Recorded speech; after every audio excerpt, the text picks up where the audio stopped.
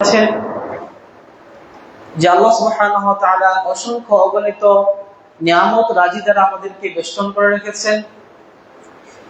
যে আল্লাহ সুবহানাহু ওয়া তাআলা আমাদেরকে পবিত্র জুমা তিনি যখন অন্যান্য মানুষরা বিভিন্ন কাজে দুনিয়াবি কাজে লিপ্ত, সে সময় আল্লাহ সুবহানাহু ওয়া তাআলা আমাদেরকে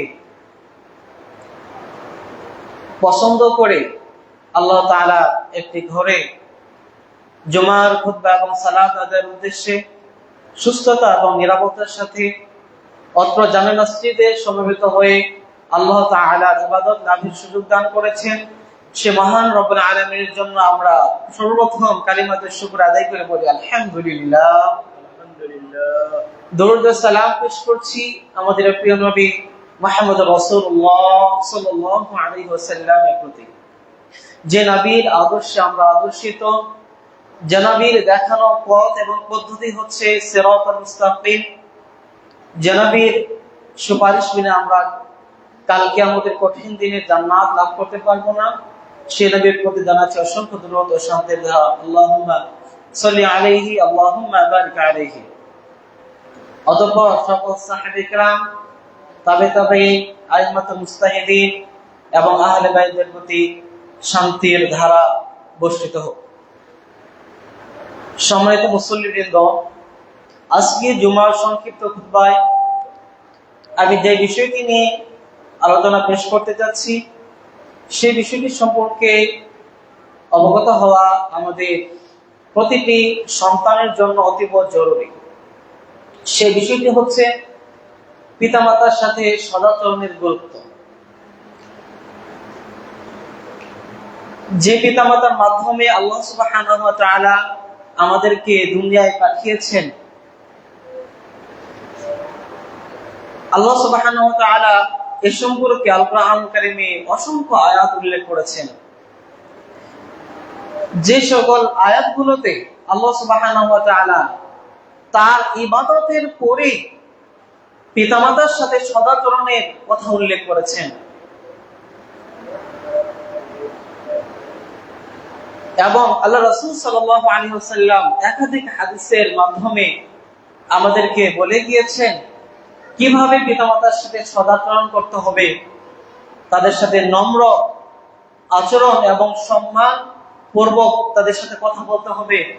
সে বিষয়গুলো আল্লাহ রাসূল সাল্লাল্লাহু আলাইহি ওয়াসাল্লাম বিস্তারিতভাবে হাদিসের মধ্যে উল্লেখ করেছেন।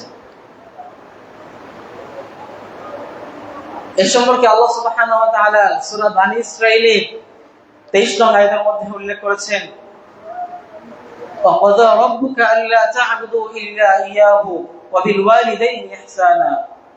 আপনার প্রতিপালক নির্দেশ দিয়েছেন যে তোমরা একমাত্র আল্লাহ তাআলা ব্যতীত অন্য কারো উপাসনা করবে না, وَبِالْوَالِدَيْنِ إِحْسَانًا, এবং তোমরা পিতামাতার সাথে সদাচরণ করবে। বিশেষত যখন ইম্মা ইয়াবলুগান্না ইনদাকাল কিবারা আহাদুহুমা আও কিলাহুমা ফালা তাকুল লাহুমা উফি ওয়ালা তানহারহুমা। বিশেষ করে তোমার নিকটে যখন তোমার পিতামাতার একজন অথবা উভয়জন বার্ধক্যে পৌঁছে যাবে, ফালা তাকুল লাহুমা উফি, তখন তুমি তোমার পিতামাতাকে উফ এই শব্দটি বলবে না, ওয়ালা তানহারহুমা, এবং তোমার পিতামাতাকে ধমক দিয়ে ঝাঁকি দিয়ে কথা বলবে না, ওয়াকুল লাহুমা কওলান কারীমা, এবং তাদের সাথে সম্মান দিয়ে শ্রদ্ধা সম্মানের সাথে তোমরা কথা বলবে। ওয়াগফির লাহুমা জানাহা যুল্লি মিনার রাহমাতি, এবং তোমার রহমতের ডানাকে তুমি তোমার পিতামাতার জন্য বিছিয়ে দেবে। এটা হচ্ছে জীবিত থাকা অবস্থায়। আর যদি তোমার পিতামাতা মারা যায় তাহলে তুমি এই দোয়া পাঠ করবে, রব্বিরহামহুমা কামা রাব্বায়ানি সগীরা। হে আল্লাহ, আমার পিতামাতা যেভাবে আমাকে লালন পালন করেছে তুমিও তাকে সেভাবে লালন পালন করিও। অনেক সুন্দর একটি দোয়া আল্লাহ রাসূল সাল্লাল্লাহু আলাইহি ওয়াসাল্লাম আমাদেরকে শিক্ষা দিয়েছেন। অত্র আয়াতে কারিমা থেকে আমরা বুঝতে পারলাম যে পিতামাতার যখন শক্তি সামর্থ্য থাকবে, যখন মা বলবে যে বাবা আমি তোমাকে আমার যে সকল টাকা পয়সা রয়েছে সবকিছু দিচ্ছি, মাসে বড় মাথাটা তোমাকে তুলে দেবে, সে সময় তুমি তোমার মায়ের সাথে সদাচরণ করবে, এ কথা আল্লাহ রাব্বুল আলামিন বলেননি। বরং আল্লাহ রাব্বুল আলামিন বলছেন যখন পিতামাতার উভয়জন অথবা একজন বার্ধক্যে উপনীত হবে তখন তাদের সাথে সদাচরণ করবে, সম্মান দিয়ে কথা বলবে। কিন্তু তার মানে এই নয় যখন পিতামাতা সুস্থ সবল থাকবে তাদের সাথে আমরা ভালো আচরণ করব না। এটা বিশেষ করে যখন পিতামাতা উভয়জন অথবা একজন বার্ধক্যে পৌঁছে যায় তখন তাদের সেবা করার প্রয়োজন বেশি হয়। এজন্য আল্লাহ সুবহানাহু ওয়া তাআলা বলছেন, এ সম্পর্কে আল্লাহ সুবহানাহু ওয়া তাআলা সূরা বাকারা 83 আয়াতের মধ্যে বলেন, ওয়া ইয আখাযনা মিসাকা বানি ইসরাঈলা লা তা'বুদুনা ইল্লাল্লাহ ওয়া বিল ওয়ালিদাইনি ইহসানা। আমি যখন বনী ইসরাঈলদের কাছ থেকে অঙ্গীকার গ্রহণ করেছিলাম এই মর্মে যে তোমরা আল্লাহ তাআলা ব্যতীত অন্য কারো ইবাদত করবে না, ওয়া বিল ওয়ালিদাইনি ইহসানা, এবং তোমরা পিতামাতার সাথে সদাচরণ করবে। আল্লাহ সুবহানাহু ওয়া তাআলা পিতামাতার গুরুত্ব, তাদের সম্মান দিতে দিতে আল্লাহ সুবহানাহু ওয়া তাআলা তার ইবাদতের পরে পিতামাতার সম্মানের কথা, পিতামাতার সাথে সদাচরণের কথা উল্লেখ করেছেন। সুবহানাল্লাহ। দেখুন এ সম্পর্কে আল্লাহ সুবহানাহু ওয়া তাআলা সূরা নিসা 36 আয়াতের মধ্যে আরো বলছেন, ওয়া'বুদুল্লাহা ওয়া লা তুশরিকু বিহি শাইআ ওয়া বিল ওয়ালিদাইনি ইহসানা। তোমরা এক আল্লাহর ইবাদত করবে এবং আল্লাহ তাআলার সাথে অন্য কাউকে সমকক্ষ গ্রহণ করবে না। এরপরে আল্লাহ সুবহানাহু ওয়া তাআলা বলছেন ওয়া বিল ওয়ালিদাইনি ইহসানা, এবং তোমরা পিতামাতার সাথে সদাচরণ করবে, ওয়া বিদিল কুরবা, এবং নিকটবর্তী আত্মীয়দের সাথে সদাচরণ করবে, ওয়াল ইয়াতামা ওয়াল মাসাকিন, এবং এতিম মিসকিনদের সাথে সদাচরণ করবে, ওয়াল জারিদিল কুরবা ওয়াল জারিল জুনুবি, এবং নিকটবর্তী আত্মীয়স্বজন এবং দূরবর্তী আত্মীয়স্বজনদের সাথে তোমরা সদাচরণ করবে।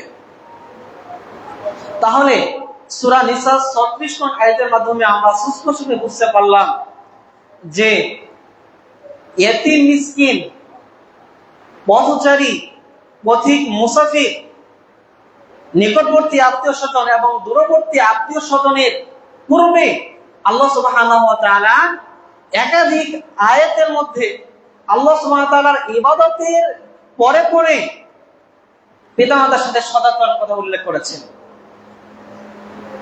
আসুন এবার আমরা হাদিসের আলোকে বুঝতে পারবো যে পিতামাতার সাথে সদাচরণের গুরুত্ব ইসলামের মধ্যে কতটুকু রয়েছে।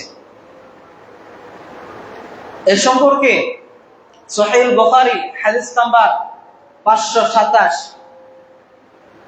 উক্ত হাদিসে উল্লেখিত হয়েছে, আন আব্দুল্লাহ ইবনে মাসউদ রাদিয়াল্লাহু আনহু قال قلت يا رسول الله أي العمل أفضل إلى الله قال الصلاة لوقتها قال ثم أي قال ثم بر الوالدين قال ثم أي قال ثم الجهاد في سبيل الله رواه البخاري। আব্দুল্লাহ ইবনে মাসউদ রাদিয়াল্লাহু আনহু থেকে বর্ণিত, তিনি বলেন আমি আল্লাহ রাসূল সাল্লাল্লাহু আলাইহি ওয়াসাল্লামকে জিজ্ঞাসা করলাম, হে আল্লাহর রাসূল, আল্লাহ তাআলার কাছে সবচেয়ে প্রিয় আমল কোনটি? তখন আল্লাহ রাসূল সাল্লাল্লাহু আলাইহি ওয়াসাল্লাম বললেন, as-salatu li waqtiha, সঠিক সময়ে সালাত আদায় করা, অর্থাৎ প্রথম ওয়াক্তে সালাত আদায় করা। আলহামদুলিল্লাহ, যে আমলটি আমরা করছি, তাহলে সঠিক সময়ে 5 ওয়াক্ত সালাত আদায় করা, এটা হচ্ছে আল্লাহ তাআলার কাছে সবচাইতে প্রিয় আমল। মনে থাকবে তো ইনশাআল্লাহ? সঠিক সময়ে 5 ওয়াক্ত সালাত আদায় করা আল্লাহ তাআলার কাছে সবচাইতে প্রিয় আমল। এরপরে আমি জিজ্ঞাসা করলাম, হে রাসূল, এরপরে কোন আমলটি আল্লাহ তাআলার কাছে বেশি প্রিয়? তখন আল্লাহ রাসূল বললেন, সুম্মা বিরুল ওয়ালিদাইন, এরপরে তুমি তোমার পিতামাতার সাথে সৎ আচরণ করবে, পিতামাতার খেদমত করবে, এটি আল্লাহ তাআলার কাছে সবচেয়ে প্রিয়। দ্বিতীয়ত এবং তৃতীয়ত হচ্ছে আল্লাহ সাল্লাম বললেন সুন্নাল জিহাদ ফি সাবিলিল্লাহ, এরপর হচ্ছে আল্লাহ তাআলার রাস্তায় জিহাদ করা। প্রিয় ভাইয়েরা আমার, সহিহ বুখারী 527 হাদিসের মাধ্যমে আমরা বুঝতে পারছি যেখানে আল্লাহ রাসূল সাল্লাল্লাহু আলাইহি ওয়াসাল্লাম সালাতের পরে এবং জিহাদ করার চাইতেও পিতামাতার সাথে সদাচরণের গুরুত্ব, পিতামাতার খেদমত করা গুরুত্ব আল্লাহ রাসূল সাল্লাল্লাহু আলাইহি ওয়াসাল্লাম এখানে বেশি উল্লেখ করেছেন। আরেকটা হাদিসের মাধ্যমে আমরা এই বিষয়টি আরো সুস্পষ্টভাবে বুঝতে পারবো। এক সাহাবী আল্লাহ রাসূল সাল্লাল্লাহু আলাইহি ওয়াসাল্লামকে কাছে এসে জিজ্ঞাসা করলেন, ইয়া রাসূলুল্লাহ, হে আল্লাহর রাসূল, আমি জিহাদ করতে ইচ্ছুক, আমি জিহাদে যেতে ইচ্ছুক, কিন্তু আমার সামর্থ্য নেই, আমার সক্ষমতা নেই, আমি কি করব? তখন আল্লাহ রাসূল সাল্লাল্লাহু আলাইহি ওয়াসাল্লাম বললেন, তোমার পিতামাতার একজন অথবা উভয়জন তারা কি জীবিত রয়েছে? তখন ওই সাহাবী বললেন, হে আল্লাহর রাসূল, আমার মা জীবিত রয়েছে। তখন আল্লাহ রাসূল সাল্লাল্লাহু আলাইহি ওয়াসাল্লাম বললেন, যাও তুমি তোমার মায়ের খেদমত করো। সুবহানাল্লাহ। তাহলে এখানে পরপর দুটো হাদিসের মাধ্যমে আমরা বুঝতে পারলাম যে পিতামাতার সাথে, বিশেষত মার সাথে সদাচরণের গুরুত্ব ইসলামে কতটুকু। যেখানে জিহাদের মতো একটি ফরজ বিষয়ের পূর্বে পিতামাতার সাথে সদাচরণের গুরুত্বের কথা আল্লাহ রাসূল সাল্লাল্লাহু আলাইহি ওয়াসাল্লাম আগে উল্লেখ করেছেন। একটি কথা মনে রাখবেন, আল কোরআনুল কারীমের একটি বৈশিষ্ট্য হচ্ছে যে আল্লাহ সুবহানাহু ওয়া তাআলা সূরাগুলোকে এভাবে পার্ট বাই পার্ট ভাবে সাজিয়েছেন, যে আমলের গুরুত্ব বেশি সে আমল আগে উল্লেখ করেছেন, এরপর ধারাবাহিকভাবে আমলগুলো উল্লেখ করেছেন। যেমন আল্লাহ সুবহানাহু ওয়া তাআলা আগে সালাতের কথা উল্লেখ করেছেন, যাকাতের কথা উল্লেখ করেছেন, সিয়ামের কথা, হজের কথা। এভাবে আপনি ইসলামের যে সকল বিধিবিধান রয়েছে, ঈমানের যে সকল রুকন রয়েছে, সে সকল রুকনের মধ্যে দেখতে পারবেন যে সর্বপ্রথম কি করা হয়েছে? আল ঈমানু বিল্লাহ, আল্লাহ তাআলার প্রতি বিশ্বাস, তাওহীদ, সালাত, এগুলো আগে উল্লেখ করা হয়েছে সিয়াম, হজ, যাকাতের পূর্বে। তার মানে কি আল্লাহ তাআলা তাওহীদ প্রতিষ্ঠা করা, সালাত প্রতিষ্ঠা করা, এগুলো হচ্ছে কি সিয়াম, হজ, যাকাতের চাইতে বেশি গুরুত্বপূর্ণ, এজন্য আগে উল্লেখ করা হয়েছে। অর্থাৎ যে আমলটি যত বেশি গুরুত্বপূর্ণ সেই আমলটিকে আল্লাহ সুবহানাহু ওয়া তাআলা আগে উল্লেখ করেছেন। এটা হচ্ছে সাজা, সমতা, আল কোরআনুল কারীমের একটি ধারাবাহিকতা। সমাজ শুধুমণ্ডলী, শুধুমাত্র তাই নয়, পিতামাতার সাথে সদাচরণের গুরুত্বের বিষয়ে আল্লাহ রাসূল সাল্লাল্লাহু আলাইহি ওয়াসাল্লাম সহিহ বুখারী হাদিস নাম্বার 5971 আল্লাহ রাসূল সাল্লাল্লাহু আলাইহি ওয়াসাল্লাম উক্ত হাদিসের মধ্যে কি উল্লেখ করেছেন দেখুন। عن أبي هريرة رضي الله عنه قال جاء رجل إلى رسول الله صلى الله عليه وسلم فقال يا رسول الله من أحق الناس بحسن صحابتي؟ قال أمك. قال ثم من؟ قال ثم أمك. قال ثم من؟ قال ثم أمك. قال ثم من؟ قال ثم أبوك. رواه البخاري. আবু হুরায়রা রাদিয়াল্লাহু আনহু থেকে বর্ণিত, তিনি বলেন, এক ব্যক্তি এসে আল্লাহ রাসূল সাল্লাল্লাহু আলাইহি ওয়াসাল্লামকে জিজ্ঞাসা করলেন, হে আল্লাহ রাসূল সাল্লাল্লাহু আলাইহি ওয়াসাল্লাম, এই পৃথিবীতে সবচাইতে বেশি আমার শাহযত লাভের অধিকারী কে? আমি কার সাথে সবচাইতে বেশি সদাচরণ করব? তখন আল্লাহ রাসূল সাল্লাল্লাহু আলাইহি ওয়াসাল্লাম বললেন, উম্মুকা, তোমার মায়ের সাথে। এরপর সাহাবা আবার জিজ্ঞাসা করলেন, এরপর কার সাথে আমি সদাচরণ করব? এরপর রাসূলুল্লাহ বললেন, তোমার মা। লোকটি দ্বিতীয়বার জিজ্ঞেস করলে আল্লাহ রাসূলুল্লাহ একই উত্তর দিলেন, তোমার মা। লোকটি যখন চতুর্থবার জিজ্ঞেস করলো তখন আল্লাহ রাসূলুল্লাহ তার জবাবে বললেন, সুম্মা আবুকা, এরপর তুমি তোমার বাবার সাথে সদাচরণ করবে। তাহলে সহিহ বুখারী 5971 হাদিসের মাধ্যমে আমরা বুঝতে পারলাম যে আল্লাহ রাসূল সাল্লাল্লাহু আলাইহি ওয়াসাল্লাম উক্ত হাদিসে পরপর 3 বার মায়ের কথা উল্লেখ করেছেন, চতুর্থবারে বাবার কথা উল্লেখ করেছেন। তার মানে প্রথম পুরস্কার, দ্বিতীয় পুরস্কার এবং তৃতীয় পুরস্কার আল্লাহ সুবহানাহু ওয়া তাআলা নারীদেরকে দিয়েছেন, যে সকল নারীরা মা হয়েছে। সুবহানাল্লাহি ওয়া বিহামদিহি। দেখুন, তাহলে মারা ফার্স্ট, সেকেন্ড এবং থার্ড, প্রথম, দ্বিতীয় এবং তৃতীয় পুরস্কার সবই নিয়ে গেছে। আমাদের জন্য কি বাকি রয়েছে? আমাদের জন্য কি বাকি রয়েছে? সান্ত্বনা পুরস্কার। কি? সান্ত্বনা পুরস্কার।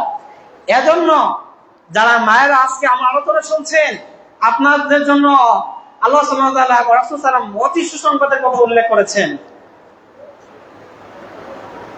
আল্লাহ সুবহানাহু ওয়া তাআলা আপনাদেরকে ইসলামে নারীদের যথাযথ অধিকার সম্মান দিয়েছেন।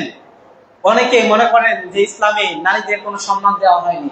না, দেখুন অত্র হাদিস করে দেখুন, বুখারী হাদিস নাম্বার 5971 হাদিস করে দেখুন। আল্লাহ রাসূল সাল্লাল্লাহু আলাইহি ওয়াসাল্লাম 3 বার আপনাদের কথা উল্লেখ করেছেন এবং চতুর্থবারে বাবাদের কথা উল্লেখ করেছেন, সান্ত্বনা পুরস্কার দিয়েছেন।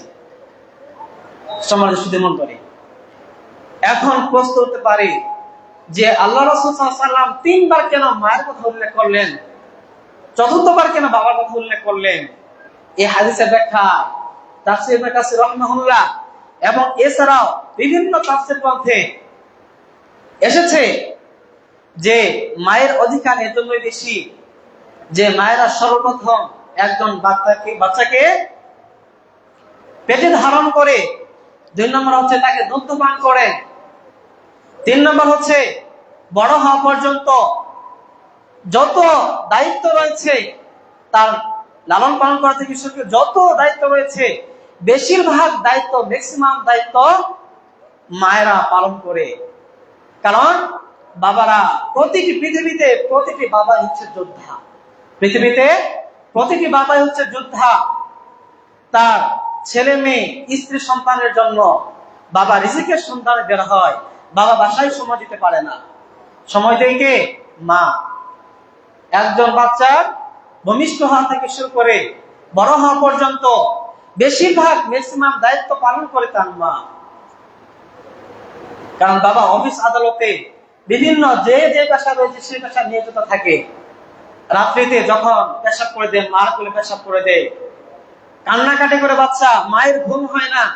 এমন অনেক মায়ের কাছে শোনা যায় বছর পর বছর তার রাতে ঘুম হয় না, একটু কান্না করলে তার আরামের ঘুম হারাম হয়ে যায়। এজন্য আল্লাহ রাসূল সাল্লাল্লাহু আলাইহি সাল্লাম 3 বার মায়ের কথা উল্লেখ করেছেন, এরপর বাবার কথা উল্লেখ করেছেন। সম্মানিত সুধীমণ্ডলী, এজন্য যারা সন্তান রয়েছেন, সন্ততি রয়েছেন, ছেলে মেয়ে রয়েছেন, অবশ্যই আপনাদের উচিত পিতামাতার সাথে সদাচরণ করা, তাদের সাথে সম্মান সূচক কথা বলা। বিশেষ করে তারা যখন বৃদ্ধ বয়সে উপনীত হবে, তখন তাদের সেবা করার প্রয়োজনটা বেশি পড়বে।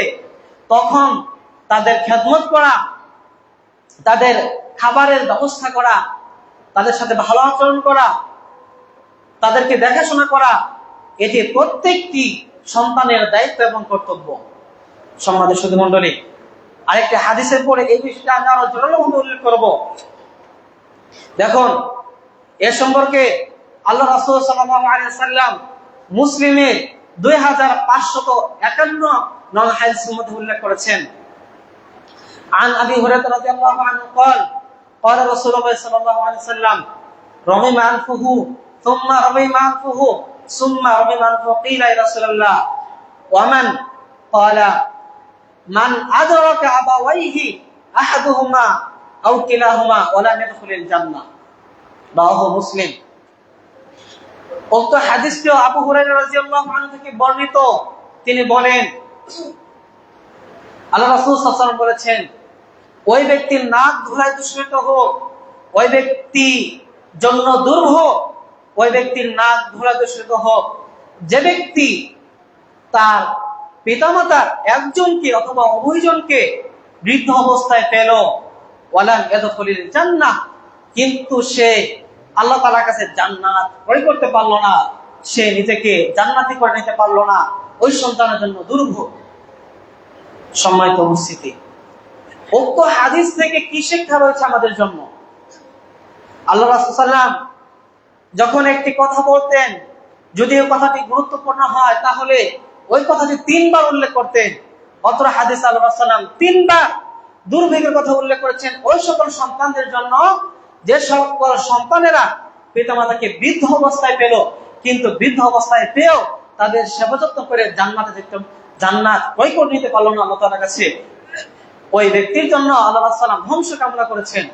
সম্মানিত সুধীমণ্ডলী, সমুদ্র তাই নয়, আল্লাহ রাসূল সাল্লাল্লাহু আলাইহি ওয়াসাল্লাম বলেছেন, হুমা জান্নাতুকা হুমা নারুকা, পিতামাতাই হচ্ছে তোমার জান্নাত, পিতামাতা হচ্ছে তোমার জাহান্নাম। আল্লাহ রাসূল কত কঠিন ভাবে এই শব্দগুলো ব্যবহার করেছেন যে পিতামাতা হচ্ছে তোমার জান্নাত, পিতামাতা হচ্ছে তোমার জাহান্নাম। তুমি বৃদ্ধ অবস্থায় তোমার পিতামাতা একজন উভয় অবস্থায় পেলে দুজনকে, অথচ তাদের খেদমত করে তুমি জান্নাত ক্রয় করে নিতে পারলে না, তোমার মতো সন্তান পৃথিবীতে আর কোনো প্রয়োজন নেই। তোমার মতো দুর্ভাগা পৃথিবীতে আল্লাহ তাআলার কাছে আমার সন্তান প্রয়োজন নেই। তার মানে কি, যে সকল আমলের মাধ্যমে মানুষ বেশি বেশি জান্নাতে প্রবেশ করবে তার অন্যতম একটি মাধ্যম হচ্ছে বৃদ্ধ অবস্থায় পিতামাতার সাথে সদাচরণ করা, তাদের খেদমত করা, তাদেরকে সম্মানের সাথে কথা বলা। সম্মানিত সুধীমণ্ডলী, উক্ত হাদিসগুলো থেকে আমাদের জীবনে কি শিক্ষা রয়েছে? অথচ আমাদের বর্তমান সমাজ আজ বিপরীত দিকে ধাবিত হচ্ছে। যেখানে আল্লাহ রাসূল সাল্লাল্লাহু আলাইহি ওয়াসাল্লাম বৃদ্ধ বয়সে পিতামাতার সাথে সদাচরণ করা উল্লেখ করেছেন। সূরা নিসা 36 নং আয়াত, সূরা বানী ইসরাইল 23 নং আয়াত এবং সূরা বাকারা 83 নং আয়াত, সহিহ বুখারী 5971 নং হাদিস, সহিহ মুসলিম 2551 নং হাদিস। এই হাদিসগুলোর মাধ্যমে আমরা বুঝতে পারলাম যে পিতামাতার সাথে কিভাবে সদাচরণ করতে হবে, পিতামাতার সাথে সদাচরণ করার গুরুত্ব ইসলামে কতটুকু রয়েছে। সম্মানিত সুধীমণ্ডলী, অথচ আমাদের বর্তমান সমাজ আজ বিপরীতে। কেন এই কথা বলছি?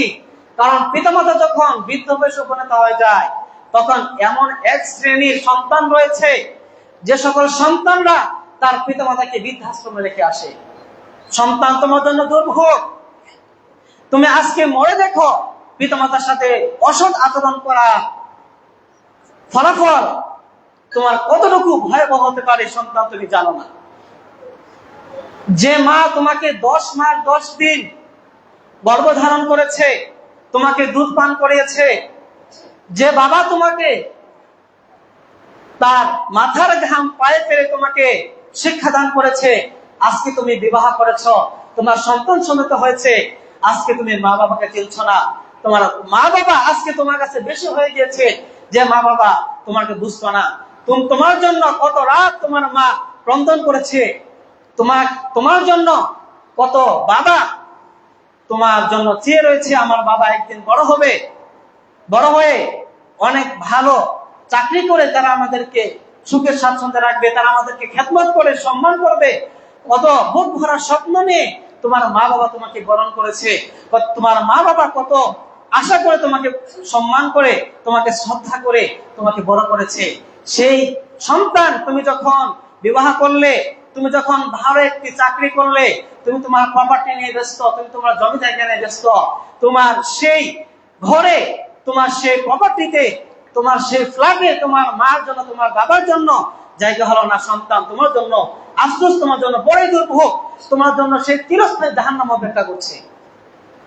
কি করে তুমি পারো যে মা, যে বাবা তোমাকে দিনের পর দিন তোমাকে লালন পালন করেছে, তুমি কত রজনীতে কত রাতে তোমার মায়ের কোলে পেশাব পায়খানা করে দিয়েছ, সেটি তারা কখনোই কষ্টের কারণ মনে করেননি। সন্তান তোমার জন্য দুর্ভোগ। কি করে তুমি পারো তোমার সেই মা বাবাকে বৃদ্ধাশ্রমে রেখে দিতে? সম্মানিত সুধীমণ্ডলী, উক্ত কথাগুলো আমাদের হৃদয়ে অনেক আঘাত করে। যে সকল সন্তানরা তার পিতা মাতাকে বৃদ্ধাশ্রমে রেখে দিয়ে আসে, একবার চিন্তা করে দেখুন কতটুকু জঘন্য, কতটুকু নিম্ন মানসিকতা হলে একজন সন্তান তার মা, তার বাবাকে বৃদ্ধাশ্রমে রেখে আসতে পারে। আল্লাহ রাসূল সাল্লাল্লাহু আলাইহি ওয়াসাল্লাম এ সম্পর্কে আরেকটা হাদিস উল্লেখ করেছেন, যে হাদিস কিতাবুল মুফরাদ অধ্যায় নম্বর 1 খণ্ড নম্বর 1 হাদিস নম্বর 11। আল্লাহ রাসূল সাল্লাল্লাহু আলাইহি ওয়াসাল্লাম বলছেন, আবু দারদা রাদিয়াল্লাহু আনহু থেকে বর্ণিত, তিনি বলেন, আউসানি রাসূলুল্লাহ সাল্লাল্লাহু আলাইহি ওয়াসাল্লাম বিতিসঈন, রাসূল সাল্লাল্লাহু আলাইহি ওয়াসাল্লাম আমাকে 9টি নির্দেশ প্রদান করলেন। কয়টি? 9টি। আল্লাহ রাসূল সাল্লাল্লাহু আলাইহি ওয়াসাল্লাম আমাকে 9টি জিজ্ঞেস করলেন। নাম্বার 1, লা তুশরিক বিল্লাহি শাইআ, তুমি আল্লাহ তাআলার সাথে অন্য কাউকে শরীক করবে না। ওয়া ইন কুতিলতা আও হাররিকতা, যদি তোমাকে ফাঁসির মঞ্চে, ফাঁসির কাস্টে যদি তোমাকে ঝরানো হয়, আও হররিকতা, অথবা যদি তোমাকে আগুনে প্রজ্বলিত করা হয়, তারপরেও তুমি কখনো শিরিক এবং বিদআতের সাথে আপোষ করবে না, কখনো তুমি আল্লাহ তাআলার সাথে শিরিক করবে না। নাম্বার 2 হচ্ছে, তুমি কখনো ইচ্ছাকৃতভাবে ফরজ সালাত ত্যাগ করবে না। যদি তুমি ইচ্ছাকৃতভাবে ফরজ সালাত ত্যাগ করো, তাহলে আল্লাহর কাছে তোমার যে জিম্মাদারি রয়েছে, আল্লাহ তাআলা তোমার জিম্মাদারি থেকে মুক্ত হয়ে যাবে, তার মানে তুমি জাহান্নামে প্রবেশ করবে। 3 নম্বর হচ্ছে, ওয়ালা তাশরাবান্নাল খামরা, তুমি কখনো মদ পান করো না, ফাইন্নাহা শাররু কুল্লি মিফতাহ, কেননা এই মদ পান করা এটা হচ্ছে প্রত্যেক অকল্যাণের চাবিকাঠি। আল্লাহ রাসূল সাল্লাল্লাহু আলাইহি ওয়াসাল্লাম এই ব্যাপারে আরো বলছেন, মান শারিবাল খামরা লাম তুকবাল লাহু সালাতুন 40 ইয়াওমান, যে ব্যক্তি একবার মদ পান করবে তার 40 দিনের ইবাদত আল্লাহ সুবহানাহু ওয়া তাআলা কবুল করবেন না। একবার মদ পান করলে 40 দিনের ইবাদত শেষ। 3 বার করার পরেও যদি আপনি তাওবা করেন, এরপরে যদি কন্টিনিউ ভাবে আমল করেন, তাহলে আপনি জাহান্নামে প্রবেশ করবেন, আপনার জন্য জান্নাতে যাওয়ার কোনো সুযোগ নেই। 3 বারের পরে যদি আপনি মদ পান করেন, তাহলে জান্নাতে যাওয়া কোনো সুযোগ নেই, আপনার তাওবা দরজা আল্লাহ তাআলা বন্ধ করে দিবেন। 4 নাম্বার হচ্ছে, ওয়াতি ওয়ালিদাইকা, তুমি তোমার পিতামাতার সাথে সদাচরণ করবে। ওয়া ইন আমরাকা আন তাখরুজা মিন দুনিয়াকা, যদিও তারা তোমাকে দুনিয়ার সকল কাজ থেকে নিষেধ করে, কারণ পিতামাতারা সবসময় সন্তানের ভালো চায়। বলে তুমি কখনো গান বাজনা শুনবে না, কখনো তুমি মদ পান করবে না, অসৎ বন্ধুদের সাথে চলাফেরা করবে না, তুমি 5 ওয়াক্ত সালাত আদায় করবে, ইসলামের বিধিবিধান মেনে চলবে, পিতামাতার সাথে সদাচরণ করবে। এ সমস্ত কথা, এই জাতীয় যে কথা ইসলাম সমর্থিত করে, এই জাতীয় প্রত্যেকটা কথায় তোমার পিতামাতার প্রত্যেকটা কথায় তোমাকে শুনতে হবে। এ ব্যাপারে আল্লাহ তাআলা এবং তার রাসূল তোমাকে আদেশ করেছেন, আমি শুধুমাত্র অনুবাদক। সম্মানিত সুধী মণ্ডলী, সে বনী ইসরাঈলের ঘটনা আপনারা সকলেই জানেন। আমি সংক্ষিপ্ত ভাবে এই ঘটনাটা উল্লেখ করব। এই ঘটনাটি রয়েছে বুখারী হাদিস নাম্বার 2557 হাদিস, মুসলিমের হাদিসে উল্লেখিত রয়েছে, তেমনি আবু দাউদের হাদিসে উল্লেখিত রয়েছে। আবু আব্দুর রহমান রাদিয়াল্লাহু আনহু থেকে বর্ণিত, তিনি বলেন যে আল্লাহ রাসূল সাল্লাল্লাহু আলাইহি ওয়াসাল্লাম বললেন যে বনী ইসরাঈলের 3 ব্যক্তি ছিল। বনী ইসরাঈলের 3 ব্যক্তি একদা তারা একটি পথে বের হলো মুসাফিরের উদ্দেশ্যে। এমন সময় ঝড় বৃষ্টি বাতাস তাদেরকে আক্রমণ করলো এবং রাত হয়ে গেল। তখন সেই বনী ইসরাঈলের 3 জন ব্যক্তি তারা একটি গুহায় আশ্রয় গ্রহণ করলে ওই গুহার মুখটি বন্ধ হয়ে গেল। তখন যখন তারা নিশ্চিতভাবে বুঝতে পারলো যে এখান থেকে বের হওয়ার আমাদের আর কোনো পদ্ধতি নেই, তখন তারা 3 জন পরস্পর পরামর্শ করতেছিল কিভাবে এই বিপদ থেকে মুক্তি পাওয়া যায়, আল্লাহ তাআলা কিভাবে আমাদেরকে রক্ষা করতে পারেন, তারা পরস্পর পরামর্শ করতেছিল। এক সময় তাদের মধ্যে একজন ব্যক্তি বলল, আমাদের জীবনের যত ভালো কাজ রয়েছে, এই ভালো কাজের ওসিলায় আমরা আল্লাহ তাআলার কাছ থেকে মুক্তি প্রার্থনা করি, হয়তো আল্লাহ সুবহানাহু ওয়া তাআলা আমাদেরকে এই বিপদ থেকে বাঁচিয়ে দেবেন, আমাদেরকে মুক্তি করবেন। তখন প্রথম ব্যক্তি তার আমল ছিল যে ওই ব্যক্তি পিতামাতাকে সর্বদাই তার সন্তান সন্ততিদের আগে দুধ পান করাতো। ওই ব্যক্তি ছিল চারণভূমি, যার অনেকগুলো ছাগল, উট, ভেড়া, মহিষ এগুলো ছিল। তো তার আমলটা কি ছিল, তার সন্তান সন্ততির আগে তার পিতামাতাকে বাড়িতে প্রবেশ করার পরে পিতামাকে আগে দুধ পান করাতো, তার সন্তান সন্ততিকে দুধ পান করার পূর্বে। এক সময় দূরত্বে যাওয়ার কারণে তার বাড়িতে ফিরতে দেরি হলো, রাত হয়ে গিয়েছে। তিনি এসে দেখতে পারলেন তার পিতামাতা ঘুমিয়ে পড়েছে।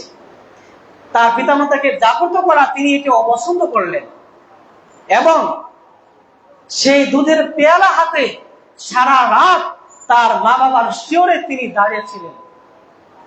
তখনও তার সন্তান সন্ততিরা, বুখারীতে এভাবে হাদিস উল্লেখ রয়েছে যে তার ছেলেমেয়েরা তার পায়ের কাছে দুধ পান করার জন্য কান্নাকাটি করতেছিল, তারপরও সারা রাত তার সন্তানকে দুধ পান করায় নাই। তিনি কি অপছন্দ করেছেন? তিনি মনে করেছেন যে আমি যদি আমার পিতামাতার আগে সন্তানকে দুধ পান করায় তাহলে এটি অন্যায় হবে, পিতামাতার সাথে সদাচরণ বা সম্মান হবে না। এজন্য তিনি সারা রাত পেয়ালা হাতে তার মা বাবার শিওরে তিনি দাঁড়িয়ে রইলেন। রাত যখন শেষ হয়ে গেল, তখন যখন তার পিতামাতা জাগ্রত হলো, তখন তাদেরকে দুধ পান করালেন। এরপরে তার সন্তান সন্তানকে দুধ পান করালেন। এই অবস্থায় তিনি বলছেন, হে আল্লাহ, আপনি যদি আমার এই আমলে সন্তুষ্ট হয়ে থাকেন, তাহলে আজকে আমাদের থেকে এই পাথরটি দূরে সরে দিন। পাথর একাংশ ভুলে গেল। এরপর দ্বিতীয় যে ব্যক্তি, আমি সংক্ষিপ্ত হয়ে বলছি, দ্বিতীয় ব্যক্তি এমন ছিল যে সে তার চাচাতো বোনকে অনেক ভালোবাসতো। তার চাচাতো বোন ছিল অনেক সুন্দরী। তার চাচাতো বোনকে সে ভালোবাসতো যেমন ভাবে একজন পুরুষ একজন নারীকে ভালোবাসে। এমন সময় একবার তার চাচাতো বোনকে সে কুকুরমে প্রস্তাব দেয়, কিন্তু তার চাচাতো বোন তার প্রস্তাবে অস্বীকৃতি প্রদান করলো। হঠাৎ করে কোন একদিন বিপদে পড়ে তার চাচাতো বোন তার কাছে আসলো এবং সাহায্যের জন্য প্রার্থনা করলো।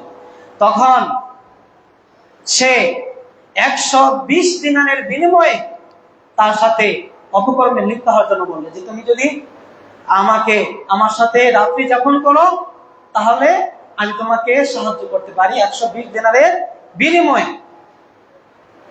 যখন বাধ্য হলো মেয়েটি, তখন সে রাজি হয়ে গেল। কিন্তু আল্লাহ সুবহানাহু ওয়া তাআলার ইচ্ছা ছিল ভিন্ন। যখন অপকর্ম করতে যাবে, তখন তার চাচাতো বোন বলল, ইয়া আব্দুল্লাহ ইত্তাকিল্লাহ, হে আল্লাহর বান্দা, তুমি আল্লাহ তাআলাকে ভয় করো। তুমি আমার সম্ভ্রম, তুমি আমার সম্মান, তুমি আমার ইজ্জতকে তুমি নষ্ট করিও না। তখন সে সময় আমি নিজেকে কন্ট্রোল করলাম এবং আমি কুকর্ম থেকে বাঁচতে সক্ষম হলাম। হে আল্লাহ, আমি যদি সেটি একমাত্র তোমার ভয় করে থাকি, তাহলে আমাদেরকে এই বিপদ থেকে রক্ষা করার পাথর দ্বিতীয় অংশ খুলে গেল। এরপর যে তৃতীয় ব্যক্তি, সে বলল যে আমার অনেকগুলো দিন মজুরি ছিল। এক পর্যায়ে এক দিন মজুর সে আমার কাছ থেকে তার পাওনা না নিয়ে চলে গেল। আমি তাকে অনেক খোঁজার চেষ্টা করেও তাকে পেলাম না। অতঃপর তার ওই পাওনা টাকা দিয়ে এটা আমি আমার ব্যবসার কাজে লাগালাম। তখন অনেকগুলো উট, দুম্বা, ভেড়া অনেকগুলো হয়ে গেল। আল্লাহ সুবহানাহু ওয়া তাআলা বরকত দিলেন। এক সময় এই ব্যক্তি এসে বলল যে আমি আপনার বাড়িতে কাজ করেছিলাম, আপনার কাছে আমার পাওনা বাকি ছিল, আমার পাওনা আপনি পরিশোধ করুন। তখন ওই মালিক বলল যে এই যে এখানে যত উট, ছাগল, দুম্বা, ভেড়া যা কিছু দেখতে পাচ্ছ সবকিছু তোমার। তখন তিনি বলে, হে আল্লাহর বান্দা, তুমি কি আমার সাথে ঠাট্টা বিদ্রোহ করছো? আমি তো তোমার কাছে সামান্য পারিশ্রমিক পাই, আর তুমি এগুলো আমাকে কেন দিচ্ছ? তখন তিনি বললেন, তুমি চলে যাওয়ার পরে তোমাকে অনেক খোঁজার চেষ্টা করেছি, পাইনি।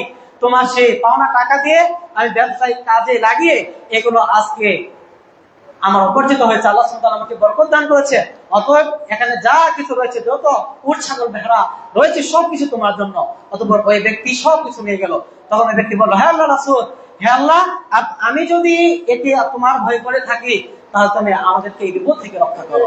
তখন পাথরটি সম্পূর্ণভাবে খুলে গেল এবং তারা বিপদ থেকে রক্ষা পেল। সুবহানাল্লাহ। তাহলে এই হাদিস থেকে আমাদের জন্য কি শিক্ষা? তার মধ্যে প্রথম যে শিক্ষা, সেটা হচ্ছে কি, পিতামাতার সাথে সদাচরণ করা এবং তাদের খেদমত করা গুরুত্ব কতটুকু। এবং বিশেষ করে আমরা যখন কোন বিপদ আপদে পতিত হব, তখন আমাদেরকে যে সৎ আমল রয়েছে আমাদের জীবনে, সে সমস্ত সৎ আমল আল্লাহর কাছে পেশ করতে হবে। কিন্তু আফসোসের বিষয় হলো সত্য, আমাদের এখন এমন কোন আমল নেই, যদি আমরা কোন সময় কোন বিপদে পড়ি, যে বিপদে আল্লাহ তাআলার কাছে এই আমলের ওসিলায় আল্লাহ তাআলার কাছে মুক্তি পেতে পারবো, এই সংখ্যাটা খুবই কম। এজন্য বাদিরু বিল আমালিস সলিহা, আমাদেরকে সৎ আমলের প্রতি প্রচলিত করতে হবে। সম্মানিত সুধী মণ্ডলী, আরেকটা হাদিস বলে আলোচনা শেষ করব ইনশাআল্লাহ। দেখুন, এখন যারা পিতামাতার সাথে অসৎ আচরণ করবে, পিতামাতার যারা অবাধ্য হবে, তাদের পরিণতি কত ভয়াবহ। আল্লাহ রাসূল সাল্লাল্লাহু আলাইহি ওয়াসাল্লাম বলেছেন, সালাসাতুন লা ইয়াদখুলুহুল জান্নাহ, তিন শ্রেণীর ব্যক্তি কাল কিয়ামতের পরিস্থিতিতে জান্নাতে প্রবেশ করতে পারবে না। নাম্বার 1 হচ্ছে আকুল ওয়ালিদাইন, পিতামাতার অবাধ্যশীল সন্তান সন্ততি। পিতামাতার অবাধ্যশীল সন্তান সন্ততি কখনো জান্নাতে প্রবেশ করতে পারবে না। 2 নম্বর হচ্ছে আল মান্নান, যে দান করে, যে ব্যক্তি খোটা দেয়, দান করে খোটা দেয়, ওই ব্যক্তি কখনো জান্নাতে প্রবেশ করতে পারবে না। এবং অন্য একটা হাদিস রয়েছে, মুদমিনুল খামরিন, যে ব্যক্তি নিয়মিত নেশাজাত পান করে ওই ব্যক্তি জান্নাতে প্রবেশ করতে পারবে না। 4 নম্বর হচ্ছে আদ-দায়ুস। দায়ুস ব্যক্তি কখনো জান্নাত প্রবেশ করতে পারবে না। দায়ুস হচ্ছে ওই ব্যক্তি যে ব্যক্তি তার সন্তান সন্ততি, তার স্ত্রীকে ইসলামী অনৈতিক কাজে বাধা প্রদান করে না, ইসলাম বিরোধী কাজে বাধা প্রদান করে না। তার কয়েকটি উদাহরণ আমি আপনাদের সামনে পেশ করছি। একটি হচ্ছে সে তার স্ত্রী অথবা তার সন্তান সন্ততিকে সালাতের জন্য নির্দেশ প্রদান করে না। তারা যদি সালাত আদায় না করে তারপরও কোনো কিছু বলে না। তার স্ত্রী সন্তান বেপরদায় নির্লজ্জ হয়ে বাজারে ঘোরাফেরা করছে। তার মেয়ে তার বয়ফ্রেন্ডের সাথে ঘোরাফেরা করছে, কিন্তু ওই বাবা কিছু বলছে না। তার পরিবারকে সে পর্দায় রক্ষা করতে ব্যর্থ হয়েছে, এমন পুরুষ, এ সমস্ত পুরুষের জন্য কিয়ামতের দিন জাহান্নাম অবধারিত, জান্নাতে যাওয়ার কোনো পথ নেই। অথচ এই পর্দাকে আমরা হেলায় ঢেলায় কাটিয়ে দিচ্ছি। আমরা এটাকে আল্লাহ তাআলার যে ফরজ বিধান, পর্দা যে এটি সালাত, সিয়াম, হজ, যাকাতের মতো একটি ফরজ বিধান, এটা আমরা মনেই করছি না। সম্মানিত সুধী মণ্ডলী, তাহলে এই 4 শ্রেণীর ব্যক্তি, নাম্বার 1 হচ্ছে কি পিতামাতার সাথে অবাধ্য সন্তান সন্ততি জান্নাতে প্রবেশ করতে পারবে না। আপনি তাহাজ্জুদ পড়ে জান্নাতে প্রবেশ করতে পারবে না। আপনার সালাত, সিয়াম, হজ, যাকাত সবকিছু আপনার বিফলে যাবে। এগুলো কোনো উপকার আসবে না যদি পিতামাতার প্রতি আপনি আনুগত্য না করেন, তাদেরকে সম্মান না করেন, তাদেরকে খেদমত না করেন। আল্লাহ রাসূল সাল্লাল্লাহু আলাইহি ওয়াসাল্লাম আরো বলছেন যে রিদার রব্বি ফি রিদাল ওয়ালিদাইন, পিতামাতার সন্তুষ্টি হচ্ছে রবের সন্তুষ্টি, ও সাখাতান রব্বি সাখাতাল ওয়ালিদাইন, এবং পিতামাতার অসন্তুষ্টি হচ্ছে আল্লাহ তাআলার অসন্তুষ্টি। তার মানে আপনি কিভাবে বুঝবেন আল্লাহ তাআলা আপনাকে ভালোবাসে? কিভাবে বুঝবেন আল্লাহ তাআলা আপনাকে ভালোবাসে? আপনি যদি আপনার পিতামাতাকে রাজি খুশি করতে পারেন, তাহলে আপনি মনে করতে পারেন যে আল্লাহ সুবহানাহু ওয়া তাআলা আপনাকে ভালোবাসে। আল্লাহ রাসূল হাদিসের মধ্যে এটাই বলছেন। তাই আসুন আমরা একথা সত্যতা এবং বাস্তবতার নিরীক্ষে আমরা আমাদের যারা পিতামাতা যারা জীবিত রয়েছে তাদেরকে খেদমত করে আমরা যেন জান্নাত লাভ করতে পারি। আল্লাহ তাআলা আমাদের সেই তৌফিক দান করুন। এবং যারা মৃত্যুবরণ করেছে তাদের জন্য আমরা দোয়া করছি, রব্বির হামহুমা কামা রাব্বায়ানি সগীরা। এই বলে আমি আমার সংক্ষিপ্ত আলোচনা এখানে নিতে যাচ্ছি। ওমা আলাইনা ইল্লাল বালাগ।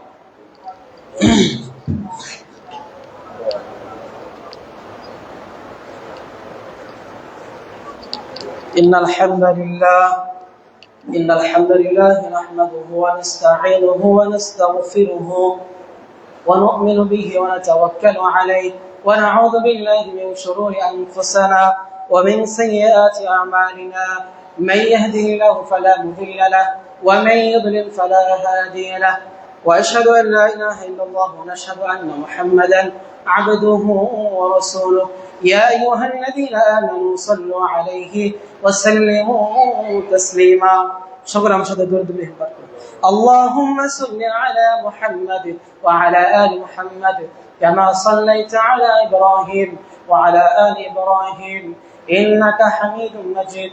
اللهم بارك على محمد وعلى آل محمد كما باركت على إبراهيم وعلى آل إبراهيم إنك حميد مجيد. بسم الله الرحمن الرحيم.